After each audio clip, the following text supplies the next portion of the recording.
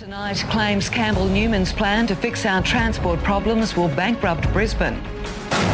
The attempted abduction of a 5-year-old girl at Southbank. Beaches packed and dangerous for a scorcher of a Sunday. And a surprise reunion for a Brisbane man and the dog that saved his life. This is 7 News with Sharon Gadella.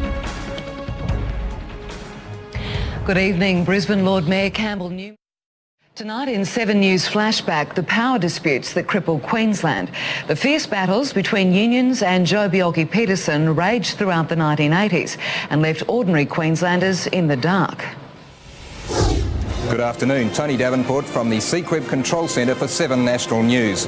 I'm here tonight because Queensland is in the grip of its worst ever power strike. The blackouts hit regularly, catching Queenslanders off guard. It's not been possible to give people who depend on electricity adequate notice, for instance dialysis machines, life support systems, a water supply and sewerage installations. The dispute started in the power stations. Power had to be rationed throughout the state. Power blokes are a bit greedy and they should think of the public a lot more. Customers shopped by gas or torchlight.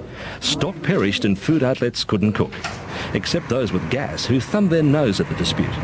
With no power, petrol couldn't be pumped. Hospitals were disrupted and dialysis patients suffered. Traffic lights were useless. Police manned main intersections. There were even deaths as vehicles collided at major intersections. Industry also shut.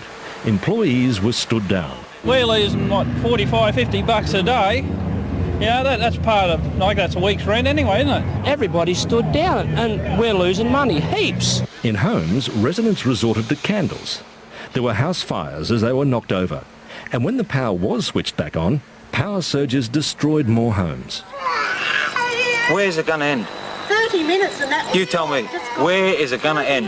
Between 1981 and 1985, the dispute escalated with more power unions joining the battle. From coal handlers to the CQEB linesmen, Queenslanders grew weary of industrial action. Power strikes, rail strikes, milk strikes, so they went on strike. Thousands of ordinary citizens marched in Brisbane, clashing with union supporters. Only one union official braved the crowd. Rail boss Peter Beattie. He was booed off stage. What started as an argument over pay, contract labour and conditions ended in an ugly war between unions and Sir Joh over the right to strike. The battle complete with propaganda broadcast on television. Here's the Premier of Queensland, Sir Joh Bjelke-Petersen. At risk is our whole system of industrial democracy. CQEB workers said, "Sack us, you'll never replace us." Joh did, backed by a fed-up public. Today, the bitter wounds of that dispute continue, and strikes in essential services are now a thing of the past. The Queensland power dispute contributed to a decline in union power that is still felt today. Sharon, I think it's going to be a very restless night ahead. It sounds like it. Thanks, Talitha.